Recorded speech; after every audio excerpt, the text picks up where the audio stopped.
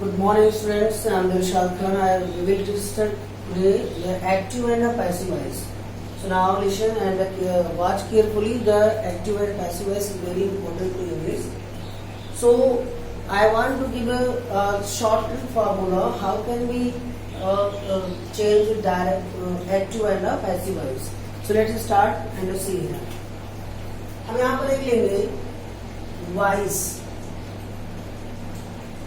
Voice यानी active and passive voice. अच्छा, जब हम बोलते हैं तो हम दो तरीके से बोलते हैं, या तो हम किसी को डायरेक्ट बोल देते हैं और या हम किसी को इनडायरेक्टली रूप से समझाते हैं। तो दो तरह से बोल सकते हैं। तो इसमें यहाँ लिखा है वॉइस दो टाइप्स के होते हैं, एक होता है एक्टिव वॉइस और एक दूसरा होता है पैसिव वॉइस। यहाँ है active voice and passive voice. अब आप समझिए दोनों को मिला देंगे तो यहाँ पर एक शब्द निकलेगा, वो होगा टेंस। या टेंस की पैसिव वॉइस बनती है और या फिर सेंटेंस की बनती है, दो ही की बनती है। तो हम आज पढ़ेंगे टेंस की पैसिव वॉइस कैसे बनाई जाती है। How can we make a passive voice of tenses.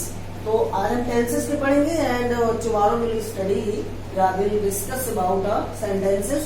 How can we make the passive voice of sentences? So give a short formula of the tense. यहाँ पर जब हम देखेंगे, यहाँ पर है एक्टिव और यहाँ पर है पैसिव वॉइस। अब हमने एक शॉर्ट फॉर्मूला रखा कि जब वर्ब की फर्स्ट फॉर्म हो या डू लगा हो या डज लगा हो तो पैसिव वॉइस में उसको हम कर देते हैं इज, एम, आर। क्लियर हो गया कि जब वर्ब की फर्स्ट फॉर्म हो या डू डज लगा हो तो उसमें पैसिव वॉइस बनाते समय उसको इज, एम, आर कर देते हैं। और अगर यहाँ पर इज, एम, आर लगा हो तो यहाँ पर इज, एम, आर प्लस लगा के हम जोड़ देते हैं बी। आप देखते रहिए और बिल्कुल सटीक समझ में आएगा, आपको कोई प्रॉब्लम नहीं होगी। और इसके बाद यहाँ पर अगर हैज है या हैव दिया हुआ है, हैज या हैव, तो यहाँ पर हैज, हैव प्लस लगा के हम जोड़ देते हैं बी। सो ये हो गया हमारा प्रेजेंट टेंस। अब इसको कैसे प्रेजेंट इंडेफिनिट, प्रेजेंट कंटीन्यूअस और present perfect. Present perfect continuous की पैसिव वॉइस नहीं बनती। तो आपको समझ में आ गया कि प्रेजेंट परफेक्ट कंटीन्यूअस की पैसिव वॉइस नहीं बनती है। या अब इसके बाद पास्ट की है, जब यहाँ पर वर्ब की सेकेंड फॉर्म हो, वर्ब की सेकेंड फॉर्म या डिड लगा हो तो वहां पर हम वाज या वर कर देते। और जब यहाँ पर वाज या वर लगा हो तो यहाँ पर वाज, वर प्लस बीइंग कर देते। और इसके बाद अगर यहाँ पर हैड लगा हो तो यहाँ पर हैड प्लस बीइंग कर देते। ये पास्ट टेंस। अब आप देख रहे हैं बिल्कुल कि यहाँ पर जब वर्ब की फर्स्ट फॉर्म डू डज लगा हो तो इज, एम, आर लगा दिया। यहाँ पर जब सेकेंड फॉर्म हो तो वाज, वर लगा। मतलब कि ये पास्ट कंटिन्यूअस की यहाँ लगा देते हैं, यहाँ प्रेजेंट कंटिन्यूअस की लगा देते हैं। कोई ज्यादा कॉम्प्लिकेटेड नहीं है, आप समझेंगे बिल्कुल क्लियर हो जाएगा।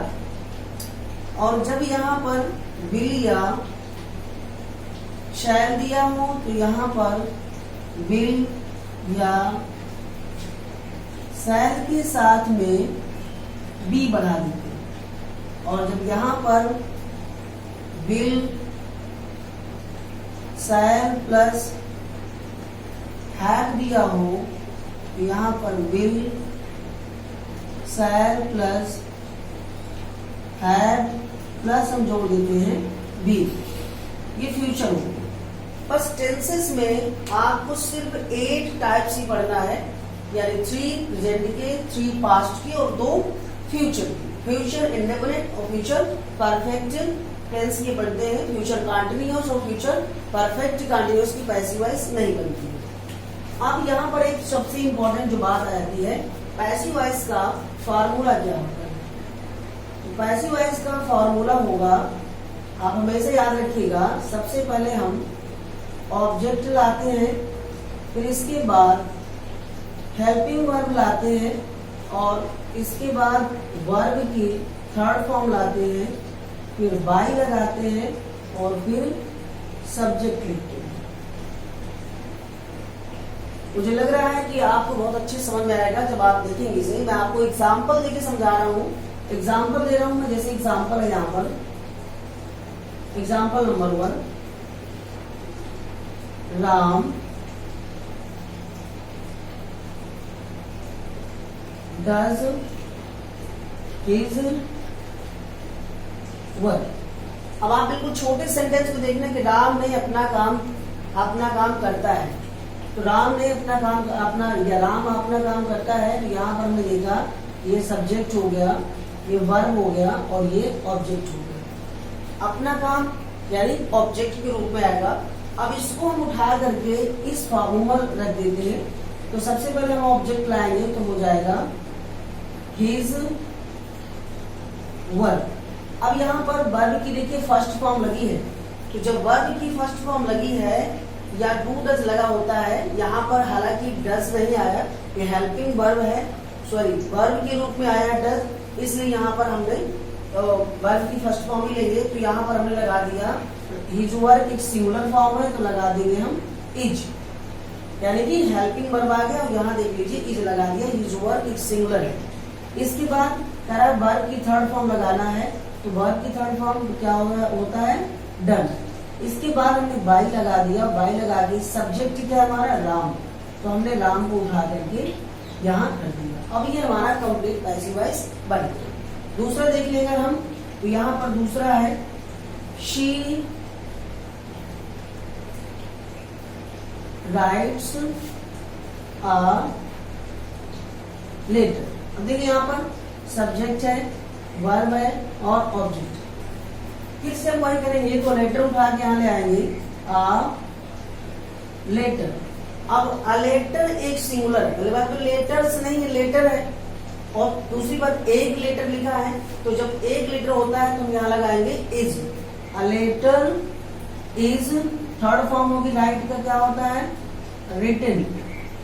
इसके बाद हम लगा देंगे बाई, और बाई के बाद शी का जब उधर ले जाएंगे तो हो जाएगा हर। इस तरह से सारे सेंटेंसेस के आप आराम से बना सकते हैं इसमें रख करके, कोई प्रॉब्लम नहीं होगी। जब आपको कोई प्रॉब्लम हो तो आप बिल्कुल तरीके से पूछ सकते हैं किसी भी एंगल से आप। तो इस तरह से आप पैसिव वॉइस बनाएंगे, बहुत ही इजी मेथड में है और आप करके देखेंगे। अच्छा, पास्ट में वही होता है, जब यहाँ पर सेकेंड फॉर्म लगी हो तो आप वहां पर लगा देंगे। मैं आपको एग्जांपल और सारे दूंगा। दूसरे एग्जांपल अगर मैं दे दूं आपको, इस यहाँ पर I am reading a book. अब यहाँ देखिएगा सब्जेक्ट के रूप में हमारा आ गया आई, और ये हो गया वर्ब, और ये हो गया हमारा ऑब्जेक्ट। अब इसको उठा के हलाएंगे तो आ बुक। अब यहाँ पर देखिए एम लगा है, तो जब यहाँ पर इज एम आर लगा होता है तो इज एम आर तो लगाते हैं, लेकिन बीइंग बढ़ाते हैं। अब एक बुक है वो सिंगुलर फॉर्म में है, यानी इसके साथ एम तो लगा नहीं सकते, आर लगा सकते हैं, इज लगाएंगे। इसके बाद क्या लगाएंगे, बीइंग हो जाएगा। अब बुक इज बीइंग। और रीड का थर्ड फॉर्म बोला रेड जाता है, तो उसकी फॉर्म वही होती है। अब book is being read by me. I का पॉसेसिव केस क्या होता है, मी।